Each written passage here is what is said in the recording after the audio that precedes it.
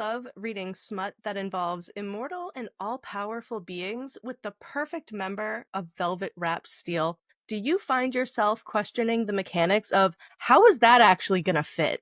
Do you find yourself drawing poor stick figure drawings in an attempt to visualize these steamy and fabulous scenes that now live rent-free in all of our heads? If your answer to any or all of those questions is yes, then get ready to satisfy that craving of curiosity, because we've pulled in one of the best in the field, our very own romanticy sexpert, first of her name, and host of the podcast Sextentialist, Lady M. Where's the air horn? Oh, we're so excited to have you. I'm so honored to be here. Romanticy Sexpert is a fantastic title, and I love it. Thank you so much. You are so welcome and well-deserved. We love you so much, and thank you so much for being here. It's wild. We have had such a fun time starting the podcast. You're our first official guest, and it's just so great. I'm so excited. I love it. Yeah, I have thoroughly enjoyed listening to your first few episodes, and I think we can all agree that we have the same media tastes, except for horror. I'll admit now, I'm not a horror girly, and I'm so sorry for that. But everything else, the overlap is strong, and pumped to get into it. Well, we would love to get your full interpretation on the relationship between these two up to where they are at the end of Crown of Gilded Bones. They've come a very long way from the beginning, and there's a ton to dissect. So that's why we roped you in to give us the best of the best interpretation. I mean, come on, a mischievous Maid Marian and a sick and twisted Robin Hood. Like, there's a ton of literature here, and we just want all of your thoughts. I am so pumped, and I feel like I should quickly give the audience a little bit of a sense of why you have invited me here, because I'm not just another vulva owner who likes to get off on men with fangs, though I am also all of those things.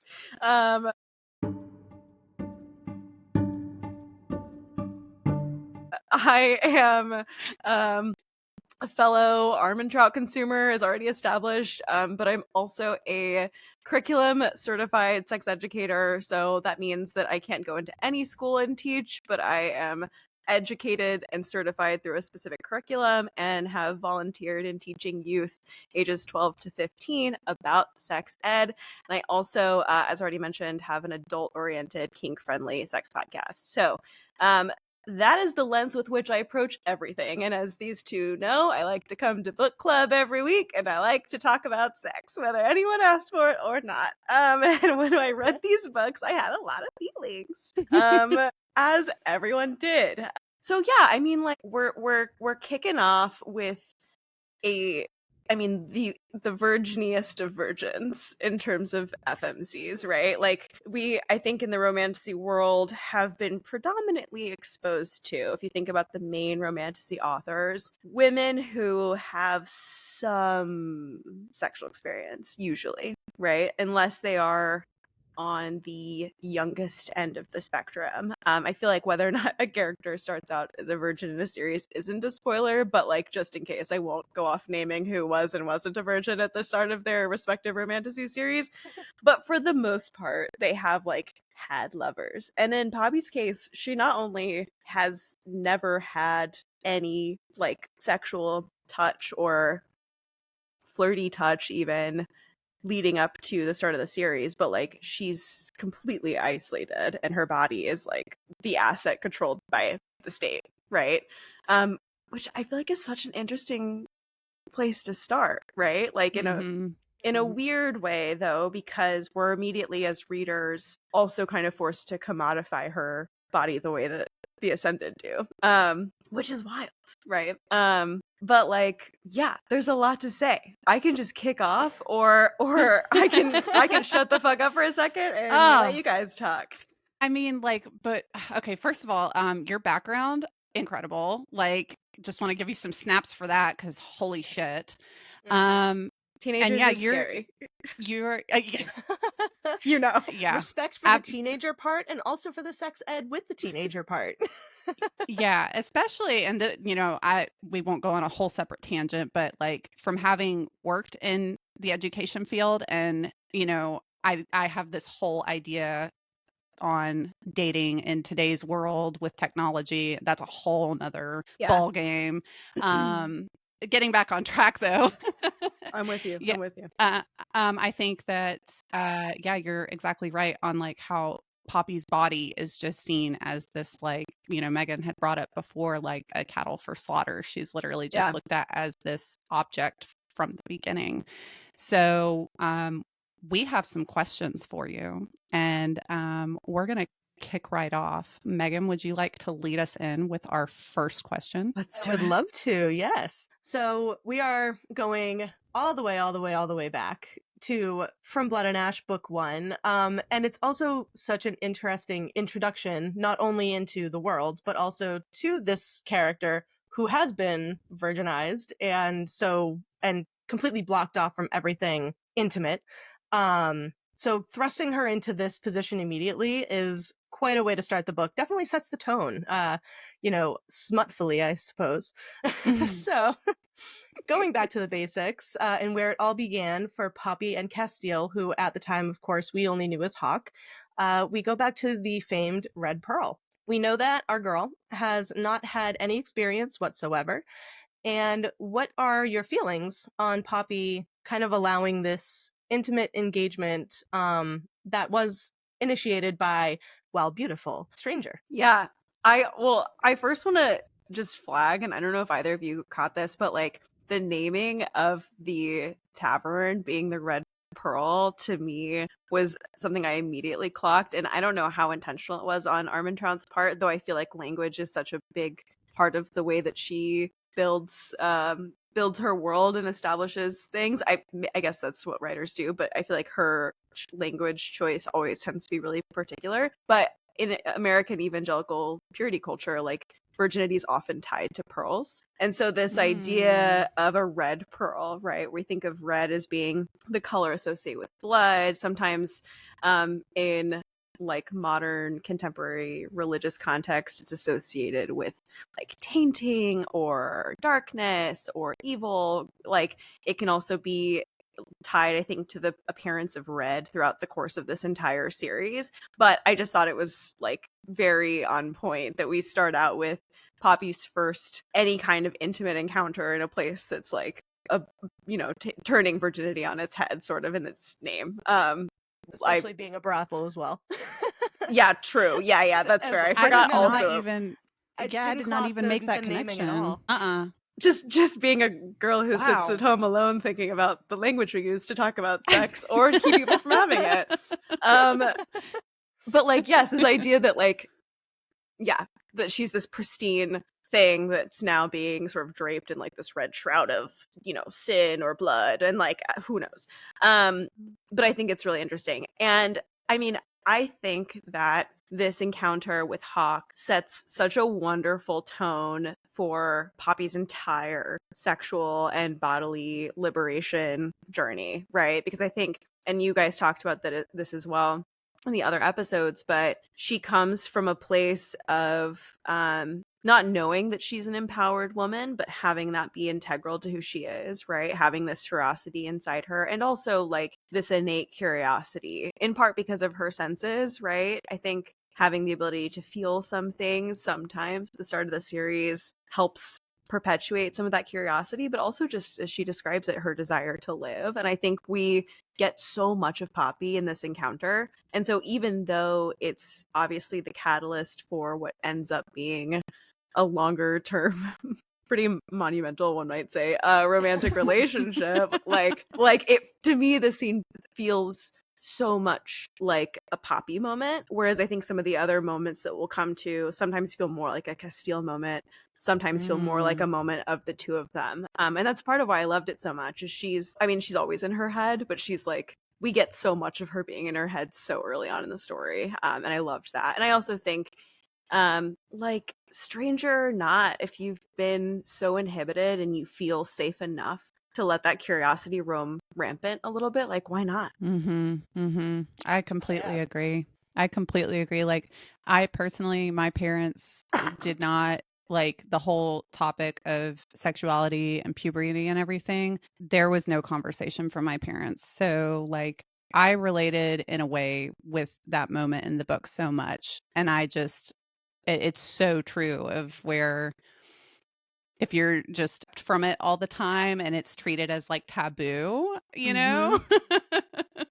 No, totally. And yeah, it's also interesting while we can pose a question of like, oh, he's a stranger and she's never done this before, but it's like how many other pieces of media do you have people going out and meeting beautiful strangers and getting up to who knows what kind of sexual escapades? So it's Yeah. also just really interesting looking at it through that lens too. And in the moment, she's like, this might be my only chance, right? For all Yeah. she knows, it's her Yeah. the only time anyone's going to ever touch her like this, right? Mhm.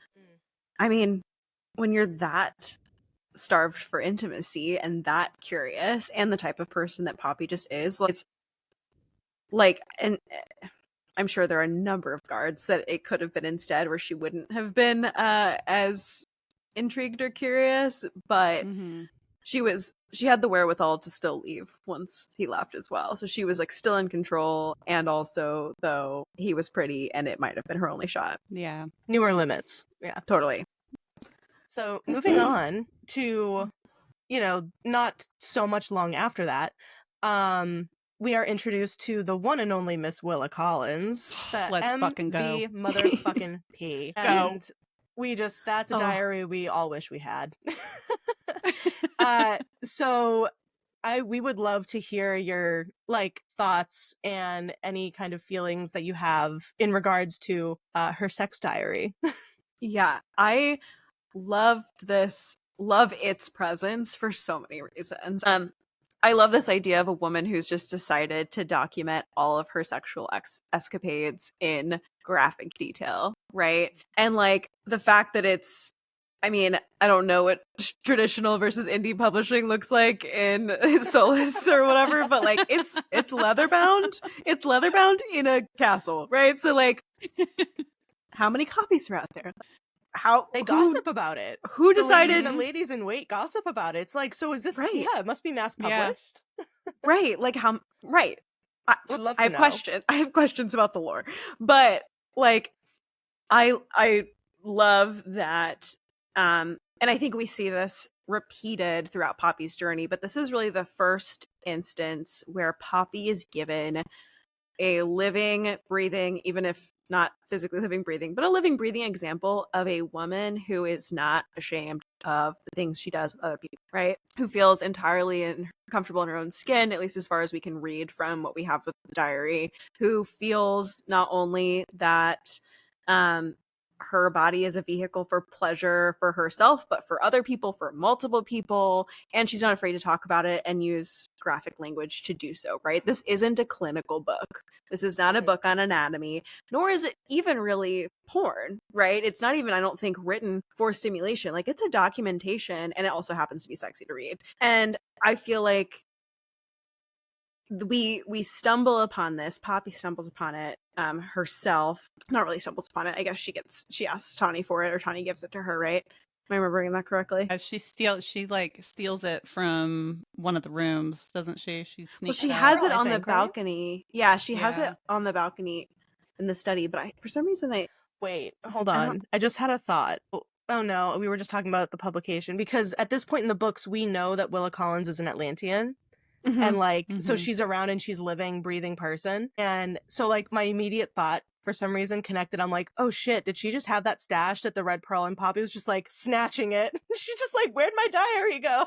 But I don't think that's the way that works. Funny. I don't think that's the way it's working.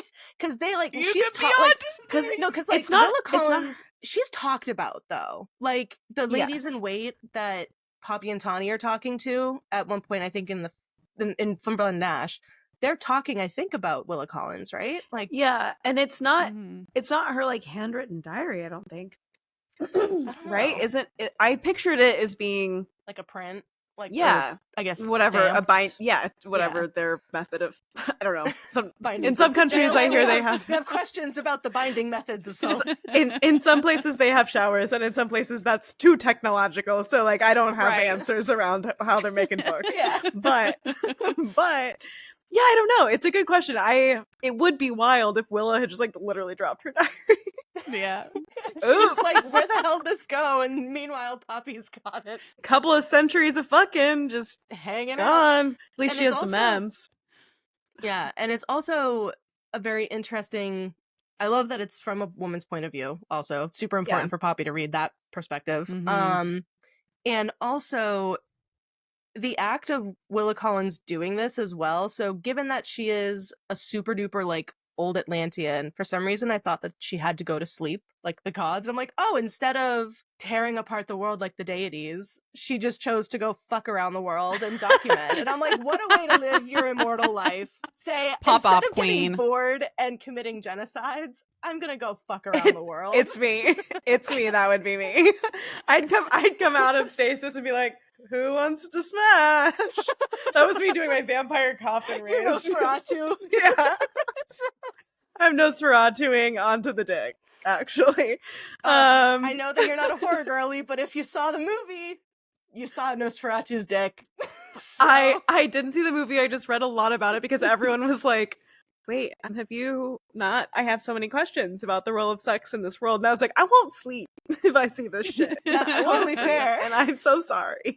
That would be totally fun to bring you back for that episode, but respect. We respect your horror movie. Damn, I don't know if the nightmares be worth it. I'm weak. I'm a weak woman. We wouldn't put you through that trauma. I just can you imagine trying to have sex with him and he's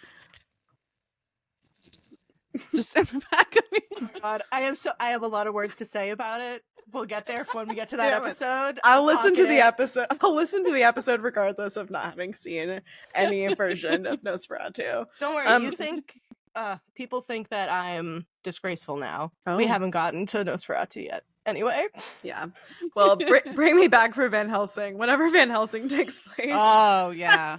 Yes. Oh, yes, absolutely. yes. Absolutely.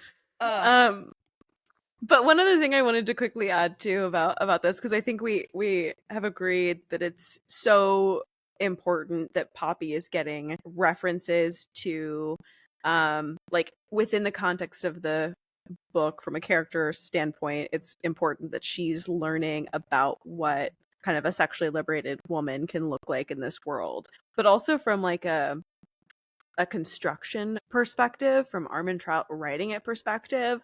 I think it's also important that we as readers are not seeing Poppy learn everything she does about sex just through men, right? Because I think like there's something about, and again, I think this is across romantasy, but I think Armin Trout does this way more artfully than some of the other romantasy authors do, that her education in the course of this story, where her life completely 180s and she's exposed to so much that she wasn't before, isn't just Hawk/Castile holding her hand through it and being like, and this is how you do sexy times, and this is how you drink blood now, and this is how I drink blood now, and this is actually the real world. It's just like the first things that she really learns about sex in this world are just not from Castile. And I feel like that was an important thing from a reader perspective, because how icky would it have been if everything she learned was just from Castile? Because like she's above her dependence on him, and I think she's dependent on him in the way that romantasy couples are, not in a way that, you know, she could be otherwise. Yeah, because like even go ahead. Even in the Red Pearl, he doesn't like aggressively attack her. He's still like very gentle, and I loved that so much. I was like, oh, he's not being like, he could be so abrasive, right? Found this girl in my room, probably had like, you know, a couple drinks, whatever, and he just comes in and he still like does not force himself. Well, I mean, he kind of does, but no, but like, yeah, he's very gentle about it. Yeah, he's very slow about it, very take your time, but yeah, he's not rushing to be like, get out of here, get your cape off. Well, yeah, and that's the thing is we find out obviously at the end of the first book that and we'll come back to this, but like that his motivations at the start of FBAA are not wholesome, right? That he is in Solace with an ulterior motive. But that first encounter in the Red Pearl is where everything changes for him as well, right? Because he in the same way that Poppy does, hasn't in a different way than Poppy does, but in a really similar way too, and this is one of the things I love about their dynamic, is that he hasn't lived in a really long time either, right? He has been he's been emotionally stifled and physically stifled in his own ways, certainly not to the same extent that Poppy is, right, in terms of agency and control. But the man is traumatized, capital T, and I think he has the same curiosity about her that she does about him. And I think it's coming from different places, but manifests in a similar way here. And I think that's part of what I love about the scene too, is like, he's not trying to be creepy and he's not trying to get in her pants just to get in her pants and get his rocks off. But he is kind of like, huh, what happens if I put my mouth there? That's interesting. Yeah. And she's like, that is interesting. It's just so good. So good. I love them. And just further developing their relationship as we get further into From Blood and Ash. About halfway through, we get to the epic and super sweet willow tree scene. And like, yeah, this entire scene is such a good balance of sweet and sexy and hot. And how do you think Hawk handled like exploring Poppy's boundaries in that kind of setting? Like, do you think he was thinking with his dick? Being some more of, legit gentleman. I'm sure there's a spectrum there. But yeah, would love to know your thoughts on that. Yeah, I mean, I'm obsessed with this scene. And actually, like, and this is a me problem, not a arbitrarily thing, but before I read From Blood and Ash, wrote a steamy willow tree scene in my novel, and then I was like, fuck, shit. Oh, wow. So anyway, I feel like willow trees, I got a recommendation. It's my book. But anyway, coincidentally. But, what I love about this scene is that things really kick off when Poppy's the one to say, please kiss me, right? Like, she comes from a place a little bit of fear and naivety, but I also think that she has taken a lot of time up into this point to start considering what she really wants. And this is such an integral part of the book where she's like, I don't want to be found worthy, right? We get that big conversation with Victor right after this. And I think that it's just another example, another major milestone in her story where her relationship to her autonomy as the maiden in conjunction with her power is very much entangled with her bodily autonomy and sexual autonomy. That's a theme that we see throughout this whole series, right? And I think she takes that first step. Now, I think like this is one of those scenes where there's probably some stuff that Hawk does where if he did it in real life, like if you guys came home to me and said, yeah, I was hooking up with this guy and he said this, I might in real life be like, it's kind of giving concern. Like anytime a romantasy book boyfriend is like, once I start, I don't think I can stop. I eat it up. And if a man said that in real life, I'd be like, actually, sir, consent can be revoked at any moment. Like, actually, you can. Actually, you can't stop. You can't stop, or I'm calling the fucking police. Like, yeah, or my therapist, whoever I can get to first, and depending on how scared I am. No, I'm kidding. Sort of, but like that's the difference, right? So, like, I think this scene is like a combination of he's still curious. I think he's certainly thinking with his dick. I think he's also obsessed with her at this point in his own like very calm, cool, collected. He got it bad. He got it bad. He's not feral yet. He's not visibly feral. We see that. He gets feral. But he chasing some tail. Some tail. Yeah, I think he's obsessed with her. I think he like doesn't he can't let himself accept that, but he's like, yeah, I need her to serve a really specific purpose. Haha. And also I'll kill anyone who comes near her. Like and so like I think he's desperate to give her whatever she wants, and I think he's desperate to preserve this like little bubble of warmth that she gives him. And if I were Castile and I'd been through everything I'd been through and I had found this one person who made me feel that secure, I too would be like, yeah, I'll do just about anything to preserve this moment or savor this moment. And I think it's really lovely. Like, I think it goes as far as it needs to at this point in the story. I think like it's tender and exploratory and sexy. and I had no notes on the willow tree scene. But I do think it is like it's more devastating to think about once we get to the end of the book and we understand what Castiel's real motives are. I think this scene comes into question majorly. But once we get to know Castiel, like all of my worry around that was assuaged. But the first time I read the book, I was like, fuck that guy, the willow tree. He was just trying to be nice and like trying to woo her, but I think it was sincere. We know that now. Yeah.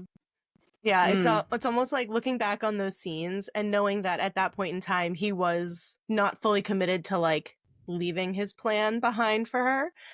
It's like reading now, it's like, oh, actually I'm blind in my left eye and I'm 90% blind in my right eye. I don't see that motive actually. Yeah. He always was obsessed with her and he was never ever gonna give her up. What are you talking about? Yeah. And I think this is the first time where he's like, wait, hold up. Yeah, because he also, that's when he has to confront Victor as well. Yes. So yeah, definitely showing up. He was showing up for her. And then things just escalate even further within the confines of this one book. After further trauma has been bestowed upon Poppy with the death of Victor, the death of the Duke, the death of what's his fuck? Killing Mazine. Mazine, thank you. Yeah. Through all of that, we get to anger fucking in the snow. Where at this point, Poppy now knows that Hawksteel, as we call him at that point, has lied to her about everything. And especially after taking her virginity, or no, at this point, she takes her virginity, or he takes hers, and she rides on top too, which is like, hell yeah. And we feel like, this is saturated in symbolism as well, and would love to kind of hear your takes on that, because while I'm sure on the surface we can interpret it as is, but being the sexpert that you are, we know that there's more. We know there's more thoughts in here. Take us deeper, lady. Take us deeper. Oh, that's what she said. I'm gonna take you as deep as Castiel takes Bobby. Actually, I don't think even I can get that deep. I feel like he's notoriously hung. As is every male in these series. But yeah, I mean, it is like, from Poppy's standpoint, I think this is a baffling scene, right? Like, this is immediately after she thinks she's killed him. So I feel like when I first read it, I was like, what? Egats? I was like, Castiel did a die, and now we do fuck. But, and I'm smart, aren't you guys? Glad you brought me here. This is the kind of language that we want to hear, Yeah. I teach children how to use adult language to talk about their sex lives, but I can't. So yeah, no, I mean, I think there is there's a lot here, right? So Poppy has done absolutely everything that she can to try to escape the situation, right? She's gone as far as stabbing Castiel in the heart, thinking and believing that she's killed him, and then I think feels a very strange sense of relief at seeing him. I think she's like distressed and terrified, and also like low-key in love with him, even though that's not how we're processing that for another long while. And I think there is significance to the angry fucking. I mean, I think there is a little bit of a reclamation of that fear in this moment. She can't kill him. She knows that now. And so I think that being in this like otherwise liberated state, her ability to control what she does with her body in the moment is kind of through fucking. Though also question around that, because bloodlust, like, he takes a bite out of her neck. Like, is she in control? Is anyone in control when you're horny after being bitten or biting someone? Like, I don't know. I think that's because he's like a light bulb moment. He bites her, and we get this little lore drop of like, wait, is she? Because that was he bit her and drank, and I was like, so she's got some Atlantean blood, because he only drinks Atlanteans, and then they're having sex. I know. It's a big moment. It's a huge reveal moment for plot and otherwise. Well, that just revealed to me. Rachel, we talked about it on the podcast. There's so much lore. There's just so much. So much. Okay. But that is the order of operations. Like, he takes a little nibble. They're doing their sassy, angry banter, and then they're fucking. And so I think like it's minimal enough blood drinking, like it's just a little bit of nibble to where in this moment I don't think she's under any kind of blood sex spell, as we see some later. And I think even in those moments, to me, I'm like, for the most part, everyone's consenting. Like I always think the blood drinking's hot. I'm pro blood drinking fuckfest. But I think like yeah, her being on top and trying a new sex position for the first time with this man that she has trusted implicitly and now really fucking doesn't trust is the only sense of control that she can establish for herself in the moment. And also, I think that this is the first time where she is taking her pleasure, right? I think like up until this point, in the first orgasm that we see Poppy have is Castile finger banging her basically in a sleeping bag in the woods. So like, which I mean, I'm pro that as well.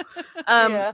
But like so far, most of what we've seen of her is either she's asked for something or she's given it without asking for it, and like she's kind of being shown or walked through the steps, and she's like on top claiming this moment for herself. And I think that that's pretty cool. I want to hear what other things you guys noticed about this that maybe I missed. Yeah, I definitely saw the on top part. We love to poke fun also at just the way that Cass always tells her like there's nothing that you could do wrong. I'm like, yeah, that's because all you got to do is sit on it. And most men would say, okay, I'm done. Yeah. Just look at it. Just look right, at it. Well, you gotta look at it. So, you know, that in itself is like, but it's also just whether or not, whatever effect that has on him, it is still a further empowerment on her part to be like, giving her the confidence to be like, girl, you just do what you think feels good, and trust me, it's gonna feel good for me too. And so I think that's just further making her feel more comfortable with it, which also just like it starts angry and then it gets to, you know, what we know and love about the two of them and how they interact with each other. And I just think it's a really interesting process from start to finish between the two of them, where typically their sexcapades start when they are bantering back and forth, and then he says something or she says something about him being sick and twisted, or she's so inappropriate. Yep. And then we It's land my favorite. there. Inappropriate. So it feels right for their first actual like full sex penetration time to happen in that kind of sequential order. It's a very interesting parallel to their normal kind of conversation patterns. Yeah. Yeah. And I think it's a stark contrast to, like, to your point, the first time that they bone. Like the tenderness versus this. And this is like the only time we've seen so far that they do angry fuck. Really. Yeah. Yeah, because she's, you know, it's like completely adrenaline charged. Like she just stabbed him in the heart. She's escaping. And then it's just like, I'm on your dick. But I do think that, like, I just love the symbolism of her being on top. I think it's so fucking powerful. So powerful. Yeah. Especially as, you know, being a larger girly. Like, you know, not the, you know, standard, like not even standard, but you get what, you know what I'm getting at. Yeah. Like the skinny bitches kind of type that a lot of these, you know, FMCs tend to be, you know, so having her also deal with that, because we hear so much about her stretch marks on her stomach and her legs, and it's like, you know, I mean, you know, it's got to be going through her head whether we hear about it or not. So yeah, I am such a sucker for all of the encouragement that he gives her throughout all of these books. It is just, it fills my heart with glee. I love it so much. Yeah, that's a really good point too, because I think Castile does a great job of affirming how beautiful she is in so many different ways all the time, no matter what she's doing. But this is the first time where she's not the maiden hooking up with her guard, and he has, I mean, no reason to lie to her at this point, right? And so like him, like he's in her mind lying. I mean, she doesn't know everything yet. Does she know that he's Prince Castile? She does at this point. Okay, yeah, she does a whole kit and boodle. Okay. Timelines are blurry. So like he has nothing to hide from her anymore at this point. So I feel like that adds extra power to it too. Like he has no reason to be anything other than himself now, and he chooses to continue to absolutely adore her in all her full writing glory exposed to him. And he does tear those clothes off, so we know He does. she's out there. I mean, I think He does. some of her tunic is still intact or something, but like she's the Barely. clothes are damaged. She's like trying to button the pants. They're just flapping in the wind. Some assless chaps. Oh yeah, Damn. he makes a point of it. I think he scoops her Yeah. up and like wraps her in the clothing. Is just Yeah. like a little swaddled baby. Like, we need to find you proper clothes. I'm obsessed. I'm obsessed with him. Oh. So that, we end on, I think that's their last smut scene for the book. And then obviously Castiel says that they're to wed. They're to get married. A big So we roll into Kingdom of Flesh and Fire. That first opening scene with him ripping the dude's heart out. It's like, oh, he might be a little territorial at this point. But so now we're moving into the playing field of forced marriage. If you have any comment on this, how do you foresee something like that impacting such an intimate relationship? Yeah. I mean, in terms of tropes, love a marriage for convenience trope. I love a forced marriage. I'm writing a forced marriage story actually right now. I'm Yes. such a big fan of this trope. But I think like and you guys did a really good job of covering the pretending theme that happens in this book. I think the fact that they're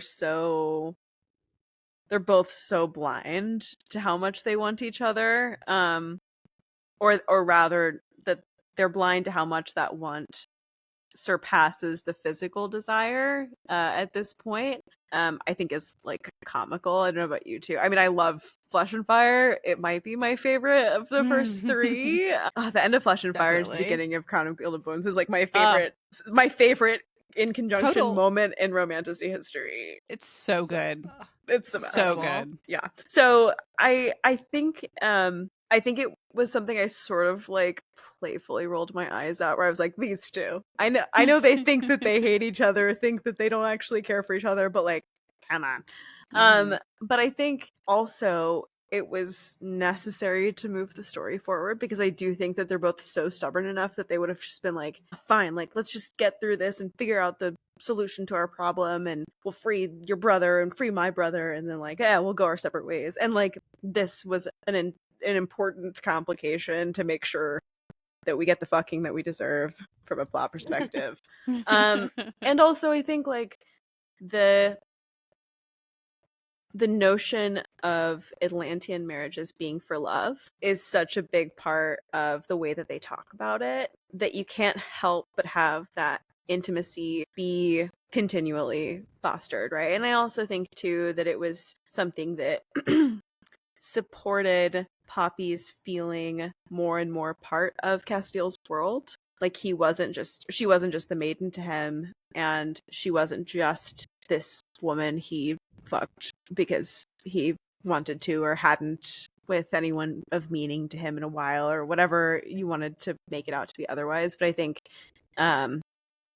it was interesting to watch them sort of settle into this relationship when he already had so many lifelong, centuries-long important relationships, Kieran obviously being the biggest one. Mm-hmm. Yeah, because he even gives her the out for divorce through this book, right? Yeah. Thinking of like other relationships that I've read about in fantasy books, I'm like, I don't know if I've come across that where The first one I always think of at this point, I haven't read the books, granted, I'll put them on my list, but the Bridgerton series, at least, yeah. like season Yeah. one.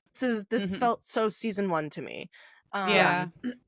And I think I also commented on it in one of our episodes on Flesh and Fire, but like, I don't know whether to roll my eyes so hard that they go into the back of my head or sob so hard that they physically fall out of my head, because it's like, from Poppy's point of view that we're reading from, like, she doesn't, it's like, do you not realize that it's love because like she's just never had that with anyone before, and that's so fucking heartbreaking that it's just like, I'd almost rather it be that you're just stubborn and denying it. Which I feel like definitely leans more on Castiel's side versus Poppy's, but Yeah, that like broke my heart, that realization. Like, oh God, it's half and half, isn't it? Yeah, like she can't believe that he loves her for whatever reason, and he also can't believe it because he thinks that she has every right to hate him because he hates himself. And like True. Mhm. that's also devastating. And I think like that's, I love a sad boy, but I hate a sad boy as well. Because like Mhm. if he could just sit her down and be like, I love you and I'm sorry that I did a bad, but all the things we get from him pretty much later, actually. If he could just do that from the get-go, then hey, no conflict. Am I right? The novel would be half as long. But yeah. Yeah, I love it. I was gonna say for both of them, the relationships that they've had their entire lives, and then like translating to personal experience. Like I personally, my partners that I picked in the past, they were not good. They were not good. Mm. But Retweet. they set that caliber for what I understood as love, right? And so I think with Poppy, she's known the relationship with the Duke and Duchess as love, and that's heartbreaking because there are people in real life that have relationships like that in their actual life, and when that's all you see, it's like you have blinders on, right? It's like I don't know what the psychological term is, like you're not going to accept that motion unless it's in that caliber. Does that make sense? Like you're not going to be open to receiving Yeah. a compliment because you're only used to being berated. Yeah. We accept the love we think we deserve, right? Yes. Mhm. Yes. And I think that's from Perks of Being a Wallflower. It I think it's is. okay. Got It it. is. Got it. My favorite. Okay. Favorite. Yeah. Yeah. Yeah, there's a strong trajectory between people who grew up reading Perks and every John Green novel to where I am sitting right now, which is with you, talking about Jennifer L. Armentrout. But I think, yeah, I think that's exactly right. And I think there's also a moment in all of this where Poppy's skepticism does show how far she's come psychologically as well. Like, yes, I think she only knows how to accept the type of love that she's received so far, which is not very much at all. But I also think she's starting to come into her own here and think, you know, if all Castile is gonna want me for is to make a trade, basically, then like my heart is broken, and also that's, you know, it is what it is type of thing. Yeah. And I think that's better than where she was psychologically at the start of the series for sure. Oh, absolutely. He like But she's allows tragic. her. Yeah, he helps her allow herself to grow and expand, which is it's a testament. It's a testament. So from that point, I mean, this does go 0 to 1,000 real quick throughout the entire book. Yeah. There's so many like good scenes. I could not narrow it down, but we do have to talk about the big kahuna. This is the big one. The big kahuna. So here we go. Chapter 22. Chapter 22, everyone. Oh, this is like my ACOTAR chapter 55 in a way. I'm sorry. For multiple levels, though, okay? For multiple levels, okay? So Castiel goes down on Poppy while in bloodlust, and she holds a dagger to his throat while also getting off. Please unpack. So fair. So I had so many feelings about this chapter when I read it the first time, for better and for worse. I'll start with the for better. And like let's break it down together, because I think the way that you guys described it in your episode resonated with me for sure. I think this is sort of the first gateway into like dark romance energy that we get in this series. Like there is something really interesting about Poppy feeling her way through how she feels about this moment, right? Like she is at first scared and taken aback, and then like fully in her own power, right? Y'all talked about this too, but like her receiving oral as a woman while holding a blade is everything. Like, yeah, 12 out of 10, no great. notes. Yeah, like I'm like, how do I bring a dagger into the bedroom? Visual, yeah. For sure. And I ate that up. And also I really struggled with this chapter. And this is the chapter when my reaction amongst I think a couple of other folks in our book club, this is when our lovely Carol started providing content warnings, because for some of us, this was a really hard chapter to read. And I think even though we're reading it in first person from Poppy's perspective, I really struggled with this chapter because Castile is not conscious, right? Like he is, until she uses her power to bring him back into himself, like he is not aware. And I think weirdly, because Poppy is playing the empowered person in this scene, there's a weirdly sort of like stereotypical femininity about Castile's role in this scene, at least from my perspective. I think and like, content warning, I'm going to get deep for a second, but like, I think for us as women, we are conditioned to be performative sexually. And I think that ends up manifesting in situations of non-consent while we are under the influence of drugs and alcohol, right? I think there are a lot of sexual assault cases. Sorry, because I'm being so serious, and this is otherwise a fun and lively podcast. But this is part of the reason why we wanted to take the time for this. So we're doing absolutely it. Cool. Let's go all the way, baby. Sorry. Let's do it. So there are a lot of sexual assault cases where a woman is assaulted by a man. And when I say men and women, I'm not trying to be trans inclusionary, but in this context, cis men and cis women. And the woman is completely blacked out and doesn't remember, but because she was seen by others or perceived by the man as being coherent enough to be on top or to give a blowjob, when in fact there is something so ingrained in us as women that we can be blackout and give a blowjob, right? Being blackout doesn't mean you're unconscious on a bed. It means that you can be performative. And for me, when I see Castile having no ability to understand what he's doing, where he is, and not knowing that he's done it until he gets brought into consciousness and tastes her on his tongue. To me, I thought that's like if I woke up the morning after and could still taste cum in my mouth from giving head without consenting or without realizing that I had. And to me, that was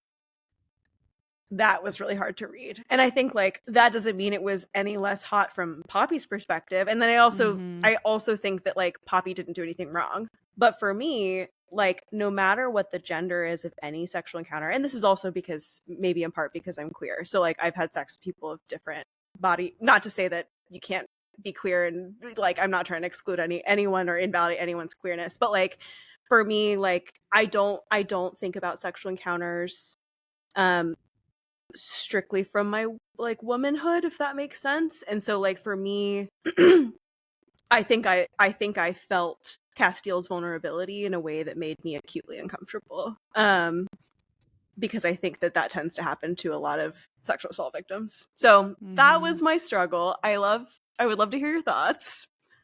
I welcome challenges or questions. I mean, you're like spot on. Like totally.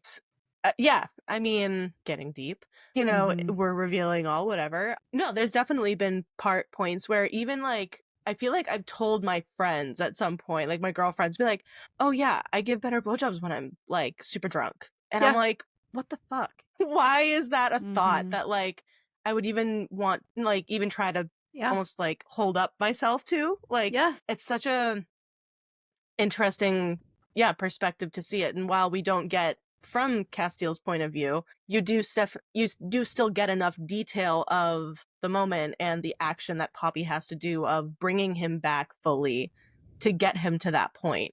And I know that, it's mixed in there. That's like, we could assume that he chose to like go down on her because he smelled the arousal and maybe he knew it was her. You could say that, but also it still falls back to the fact that like it's animalistic. Like, and when you get to that kind of fundamental core of it, it still rolls back around to like, okay, there's a very large question of consent mixed in here then. If he is not within his right mind, quote, that's something that you definitely have to acknowledge in these kind of moments. And yeah, I think it's super important to break it down that way, and that we love our book club and we're in a place that we can all share our differing opinions on that and still be like, that is a really great point. I didn't see it from that way. And now I'm really glad I do. Because it just gives you deeper appreciation too for the way that JLA writes these books too and writes these scenes. Granted, we're not all the way through the series. We're still waiting on the next From Blood and Ash book. So who knows if that she would play around with this kind of consent, non-consent stuff in the future. We'll just have to wait and see. But I thought this was my first taste of dark romance, if you will. I've never really read it. So it was, it was definitely revealing for me too. Cause I'm just like, okay, that was really hot. All right. Yeah. Gonna unpack that in therapy. So I am a huge I love dark romance. And so I guess let me rewind to my earlier statement. The first read through, this was very ACOTAR chapter 55 for me. Okay.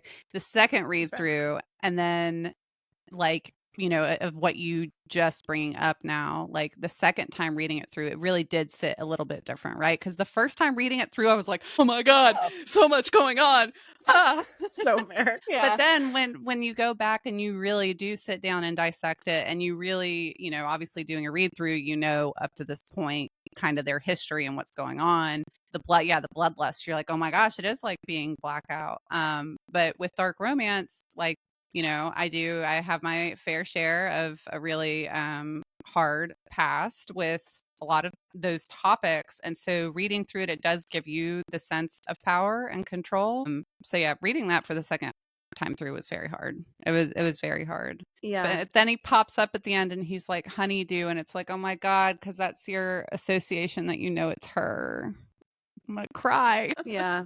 And you bring up a really good point that I do want to touch on too, just as it pertains to like dark romance reading. And like, even though I had like a visceral, partially negative reaction when I first read this chapter, just because of the like vulnerability and like digging into my own shit in response to Castile. But like, I think, first of all, my AO3 bookmarks are dark. So like, and I'm also knee deep in manacled right now. So like my brain rot isn't like, I am not, this is what's weird about it, is like, I am not like everything has to be like consensual all the time. I mean, I'm obviously, I wouldn't have a kink podcast if I wasn't doing funky shit in the night times. But like, I think there's a power in reclaiming where we have felt disconnected from our bodies and our autonomy, right? People who have a negative stigma around dark romance think that you have to be sick and twisted to read dark romance, or like you can't understand how scary those situations can be.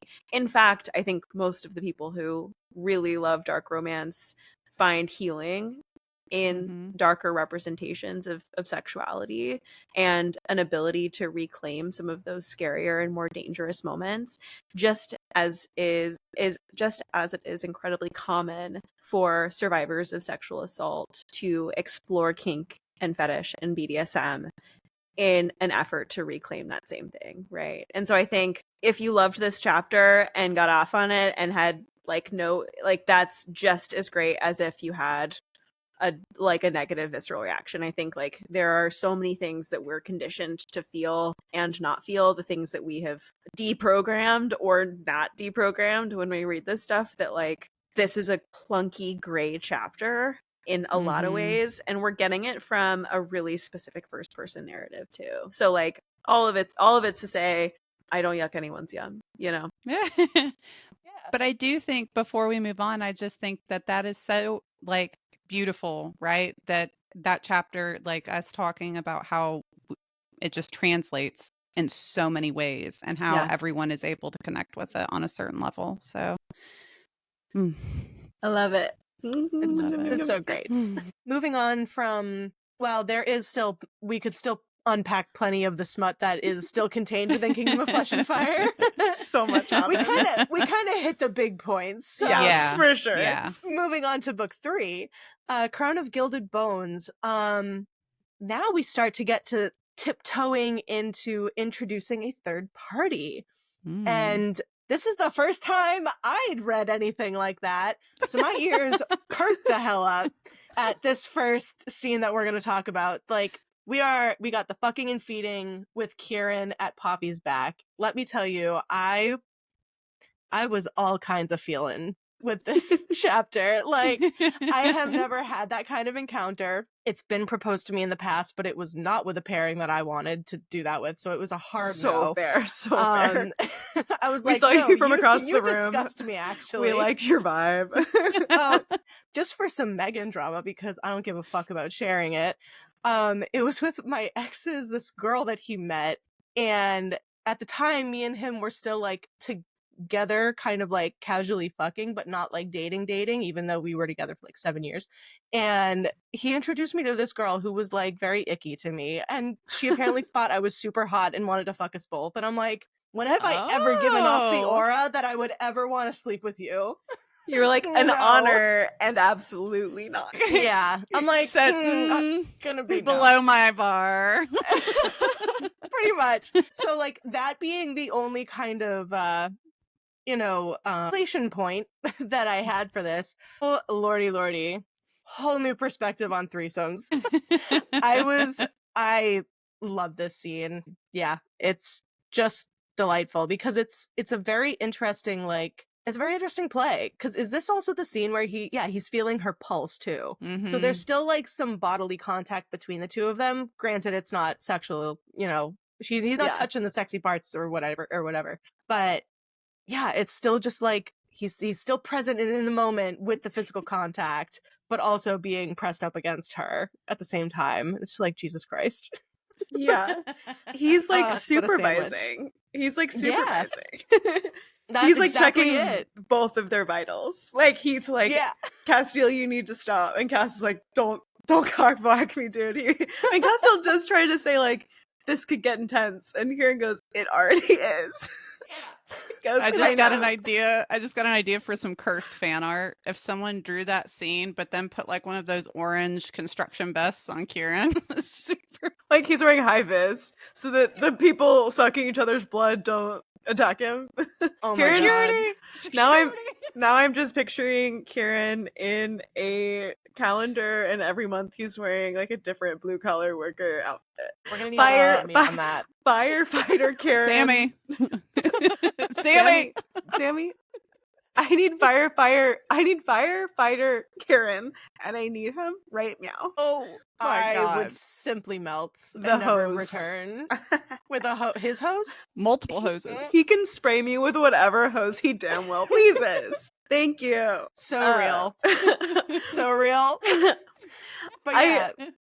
Go ahead. Yeah, no, I think we're aligned. I think like this is Poppy's first foray into anything that involves an additional party, right? Which, coming from her background, I feel like is taboo. Granted, like I guess they've been sort of like walked in on otherwise, but this is the first time where like the whole, like, start to finish, she's like, yeah, she's doing it and Kieran's present. I know some people like have also flagged this chapter as like Poppy isn't fully able to consent, but I think she is in this chapter. I just want to say it. Like she has like post near death experience bloodlust brain, but she's very much like, yes, this male that I know and also this other male that I know, and all I want is to drink blood and fuck. And Castiel's like, use me, please. Yeah, take me. Like everyone's on board, and so no consent concerns for me on this one. But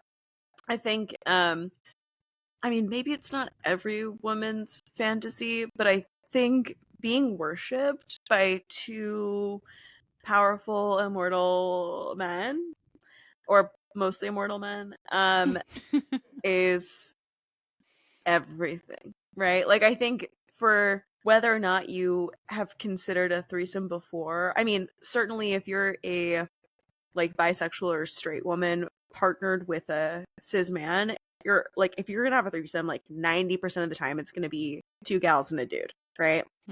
Just like I think more likely that happens statistically, though I don't have the numbers in front of me. I'm sorry if I'm wrong, but I think that tends to be more common, in part because there's still homophobia. Homophobia is alive and well in 2025. But we know that Castiel and Kieran have an incredibly intimate friendship that has lasted a very long time. And at this point, we don't know how much either of them have really explored. We learn a little bit more of that further in this book, but like the notion of their intimate friendship is part of what makes this idea of them both worshiping Poppy sexually the best thing ever. And in this moment in particular, in this chapter 8, Castiel's like, take whatever you want from me. I am yours. He's just fucking happy she's alive and doesn't have fangs, frankly. And it's awesome. I mean, like, pro. And it also, like, an incredible juxtaposition to the end of, or not the end, but chapter 22 of Flesh and Fire, when we see Castiel and Bloodlust. Like, this is Poppy's turn to be animalistic, which I love. Yeah. I totally forgot that I misreferenced the scene. I was thinking it was the scene from Flesh and Fire. That's incorrect. I forgot that this is Poppy feeding from Castiel and not Castiel feeding from Poppy. So I was like, oh, right. This is when she's grinding on top of him in front of Kieran. He does slip it in her. He does. He pulls his pants down before Kieran leaves out of the room. He's like like cradling her, and he's she's telling him, she's like, I need your dick, and he's like, all right, bet. And like one-handed slips his, can we just talk about how badass that is real quick? I was like visualizing trying to do the stick figure mechanics, right? Of like, okay, he's holding her and then he slips his pants and then pops it in. So props to him. Props to him, my dude. I picture him sitting with her on top. Is he standing? He was sitting. Yeah, I think, yeah. Okay, he was sitting, and because Kieran was behind her holding her mouth, holding her chin, and that's when I was just like, yes, I'm done. Yeah. This is the second time he's there. Yes, because the first time, okay, I see what you were thinking. Yeah. So in Flesh and Fire, they're doing the standing sandwich. The Standwich. Sandwich. I love that. Which I guess that's the first time where they don't hook up. I think they. No, I don't think so. He like he resists. Castiel's like, I know that you would hate me if I let you do what you wanted to do right now. Yes. Yeah. Because they're still kind of pretending at that point. She's like just doing her duty almost at that point. Yes. Yeah. So this is the first time that they fuck. Yeah. While Kieran's in the room, I mean. While he's in the room. Yeah. It's great. Yeah. So incredible though. You're right, Rachel, because he's sitting and he lifts her with one arm. Wow. There's simply no way for him to get his truesies down, his little breeches. And in my head, Castiel has a swimmer's body. So like in my head, he's like a massive upper body and like tiny ass and legs, which doesn't make any sense because the man is a warrior. Like there's no way his thighs aren't hulking. But in my head, like Kieran's built like a soccer player where he's like shorter and leaner, but like muscle all the way through and like thick thighs. And for some reason, Castiel is like little legs to me. I got this swimmer body. This big, what is it? I got this big head and these tiny arms. The dinosaur. No. That's Castiel. Castiel's the T-Rex. Oh boy. No, I mean, I can see it, especially if she's straddling him on said seat. If she is able to lift herself up a little bit, even still, he scoops under the butt, under the ass a little, maybe. I don't know. Yeah. I see where you're playing with the physics of it, though. But one-handed pulling down his pants. I mean, that's what's impressive. Yeah, that is true. Because he's got to get her and himself off that chair. Yeah, that's the thing is he's doing like a half squat while holding her. I mean, the man must have he must have thicker thighs than I'm picturing to be able to do that. And also, Castiel's a rugby player now. Someone tell Connor. I mean, it's not a woman rugby player, but I just feel like male rugby player. He will immediately drop whatever he's got planned after Crescent City and be like, okay, for Blood and Ash. Her job. Be like, they play rugby. It's a fantasy book about rugby. Oh, there's no way that romance book doesn't exist. There's no way. Oh, that's really funny. But yeah. Yeah, anyway. No, that's a good one. But yeah, so now that we've gone over the physics of how does one get their pants down one-handed, and just that's mind-boggling in itself. While your bro's in the room. Yeah. Later on, we kind of revisit the thought process almost of the threesome, because one, we find out about the joining, so that's already implanted, after they've now had that fucking and feeding situation with Kieran in the room. Not an active participant, but at least active viewer for the beginning part of it. to now, oh, you guys actually could all fuck together, and that's just a thing that happens between Atlanteans and Wolven and their partners. And it's like, oh, so that's gonna happen, right? While tying your lives together. And that, I mean, tying something together. So yeah, like from that point on, we're just sitting here just like, pretty please, maybe?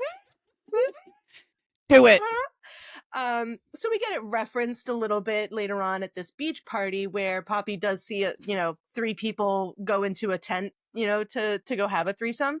And I think at that point she does ask him if they have, and we do find out that Castiel and Kieran have shared a lover before, or shared a partner before in bed. He doesn't specify that it's Kieran, but he says that okay.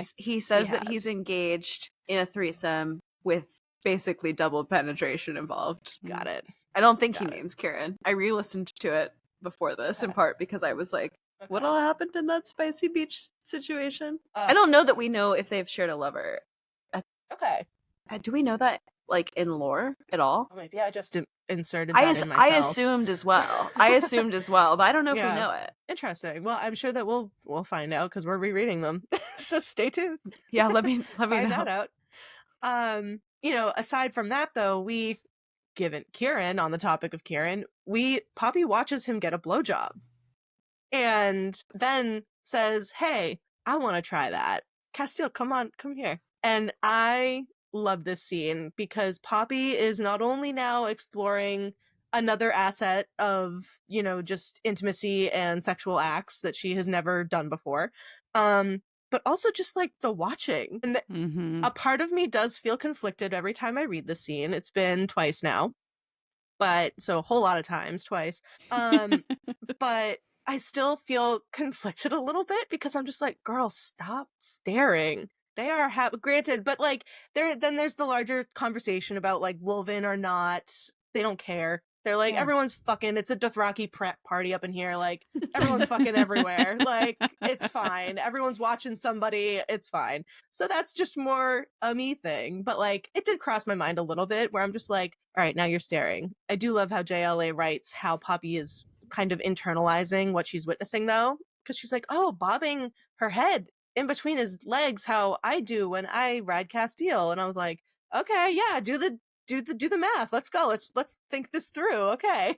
So it's really cool to kind of read it step by step and see the kind of puzzle pieces click into place. Yeah, I felt the same way. I felt like very much there are moments throughout our journey with Poppy where she feels really juvenile, right? Like she is young compared to Castiel, but I think there are moments where her curiosity takes that more youthful tone. And I think the moment where she's like, oh yeah, her face is moving like my ass does when I ride dick. Like I was like that. Yeah, to your point, she's doing the math, and it's very much like I don't know. It just sort of feels like the type of thing I did when I was watching like HBO after my mom went to bed when I was a teenager. Do you know what I mean? My gosh. I know exactly what you're talking about because I did the same shit. Days. Oh my god. Yep. Like watching the Tudors after my mom had gone to bed and being like, what's Anne Boleyn doing with her face? Before it got cut off. And I'm a historical romance girly for a reason. But I think I think that I think this is another great example of where Poppy is seeing a living, breathing reference of a woman comfortable in her own skin, right? She gets it indirectly through Willa Collins, and this is her like literally front row seat to Lyra like happily giving a blowjob. Like Kieran tries to sit up and she's like, no, let me do my thing. And for Poppy to see a woman in physical control like that in a way that she's never been just because of lack of experience, not that she couldn't at this point, obviously she does it literally immediately, but I think is huge, right? And I feel like is to me a fun representation of Poppy's curiosity. Now I'm like a little bit into exhibitionism and voyeurism, so I did not have the ick around the staring. I was like, I would have been like, wow. Even if like not even as a horny thing, I'd be like, what's up? What are you guys doing? Yeah, literally. I'm like, is everyone having a good time? Need snacks? But I also just think like Castile does a really good job of sort of like nurturing. It's not really aftercare because they hadn't done anything yet, but like the nurturing that he always does, but really in this moment is like while he's like teasing her and fingering her, is talking her through it, right? He's like, this is how they are, like the Wolven are really open, other people are watching, other people are messing around, you're not the only one watching, people are probably watching us, and like all of that is natural and okay and healthy, and also if you don't like it, we can go. Like there's no wrong in this moment. It's whatever you feel like you're into. And once he sort of gauges that it's not horror for her, it's curiosity and arousal, he's like, oh, she's into it. Let me play around with this. And I'm such a sucker in real life and in books of people talking during sex. I feel like it's the most human thing. I feel like if you're not like talking or laughing at some point during sex, not every time, but like I just think it's such a fun thing. And so when he's like teasing her and she's like, yeah, did you ever have a threesome with Shay? Imagine turning to your partner while he's fingering you and being like, did you ever do that with your ex-girlfriend? Oh, I was like gonna quickly remove myself. But he's unfazed, right? And this is Totally. like my favorite moment about Castile in this scene, not in the whole series, but like in this moment, he's like, no, I didn't, and also like I simply didn't feel the way about her that I do about you. And I'm also a sucker for that trope too, the I've never felt like this before type of thing. Yes, the introduction of double penetration into this world. I can't think of another like vanilla non-dark romantasy series that's like, yeah, people DP intense. They DP in TPs, if you will.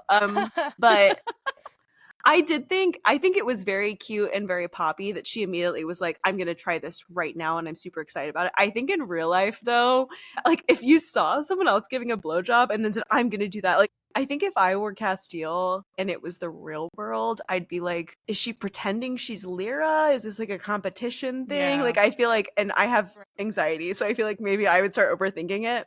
But he was like, cool, like sure, do your thing. And also he was like very lovely about it, where I feel like giving a blowjob for the first time is no joke. And I think we also kind of hear in Poppy's inner thoughts that she has read about Willa describing blowjobs, so like at least she's not completely going in the dark with it. But no, that teeth. was that. Yeah.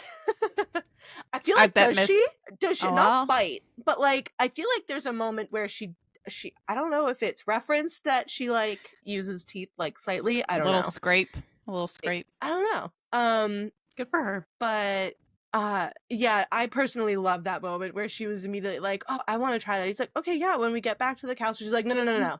Now, right She's now. like, in the woods. Where can we go? We're going and you're going to drop your pants, actually. And I mean, of course he's going to be like, I mean, okay.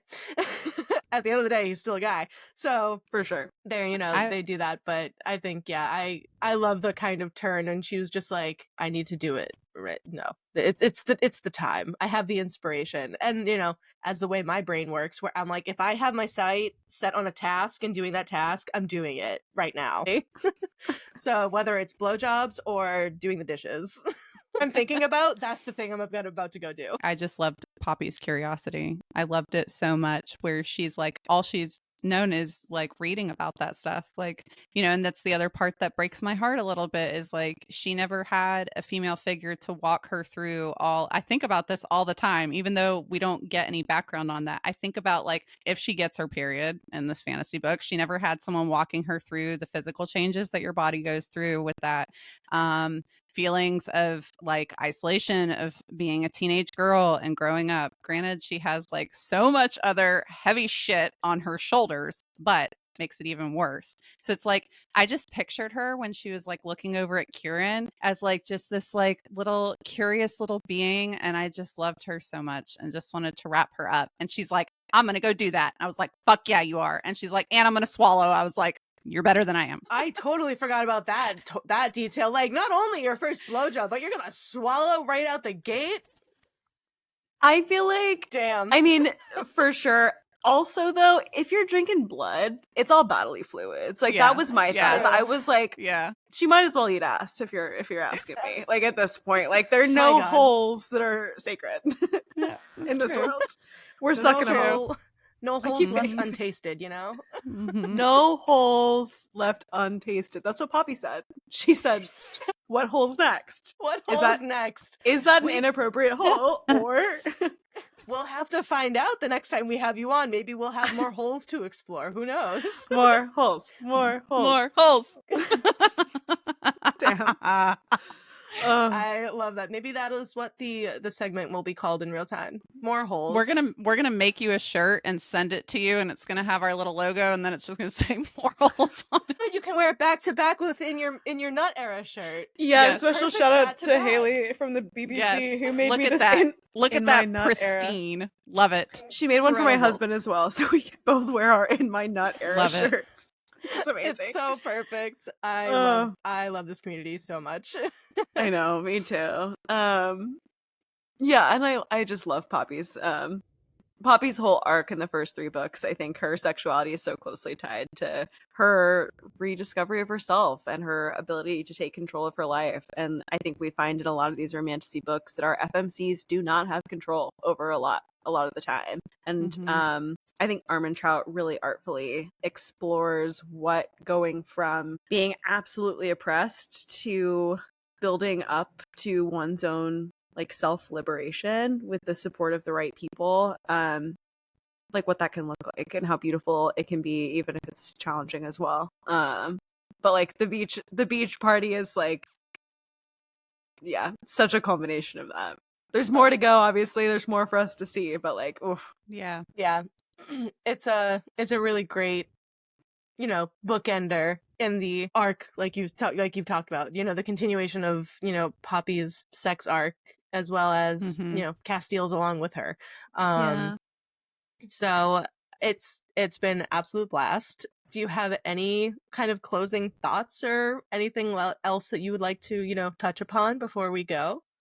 Yeah, it's a good question. I mean, I think I think that I was gonna make a comment, but I think it has spoilers in it, so I'm gonna wait. Okay. But I'm like, I should wait. Assuming that you guys have me back once you get through more of the Flood and Ash and Faf books as well. Are you doing Mhm. Faf next? Yes, we'll be Mhm. we'll be going some back. point So doing that. we're doing the little mixer upper. Yeah. Yeah. I think the only thing that I would add is just the importance, for me at least as a reader. Sometimes I get pulled out of these moments when I remember that Poppy is like a baby and has been like, going off of the point that you just made, even though she's so young and as we've talked about, is so naive in so many ways because she's been oppressed. I also think that everything that she's been through up until this point, her lack of mother figure, her lack of anyone being able to sit down and talk to her about her period or about puberty, means that she is that much more aware of her body because she's had to be.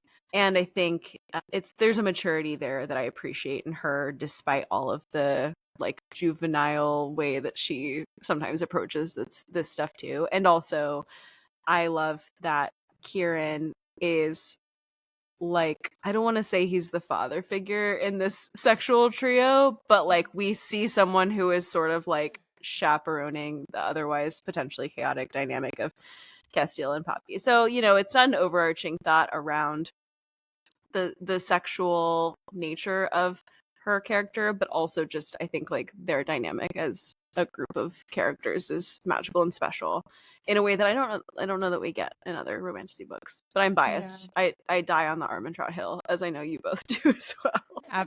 Yes. This is my first, adventure into Armentrout land. Yeah. So I look forward to reading more of her books in the Mhm. future for sure. Absolutely. She has definitely set a bar for me personally. Mm-hmm. Yeah, And same. Like we talk about like, oh, love you SJM, and Mhm. absolutely got me back into reading. Will always love SJM for that. But like this From Blood and Ash really does just like completely ramp it up so much in so Yeah. many good ways. And there's Yeah. special things about both of them, of course. But yeah, this is just, it definitely raises the bar for me. For sure. And sexuality is like, I think, hardly a thing in Sarah J. Maas's books, honestly. Like, I think femininity, the role of gender, sometimes sex, but like sex is a part of her books, of course. But it is, in ACOTAR being the main example, like so far removed from character development, truthfully. Like, in my opinion, like I think it holds a completely different place in Armand Trout's works, and I think that's what's really cool about it. Absolutely right. No notes. No notes at all. Uh, Nice. well, Nailed everyone, it. we hope you're feeling as satisfied as we are satisfied after diving into the sexploration of Poppy and Castile's relationship through the first 3 books of this delicious series. So there is so much depth to both of their developments as individuals and a duo, and we are just so thankful to have our very own romanticy sexpert to guide us along the path of enjoying this forbidden fruit. Let us give it up one more time for Lady M. We love you. Woo! Yes. It has been an incredible joy having you on. We absolutely love you. And this was such a great time. So, so much fun. Thanks so much for having me. I love you both so much, and I've been so proud to witness this take place and so honored to step in and be called a romantics expert. That's so cool. that is your official title, first of your name. We are just, your brain is so beautiful. We love all of your input, and we're so grateful that you took the time to spend with us, and we're looking forward to roping you in for future sit-ins when the mood strikes. Until next time, stay thirsty, friends.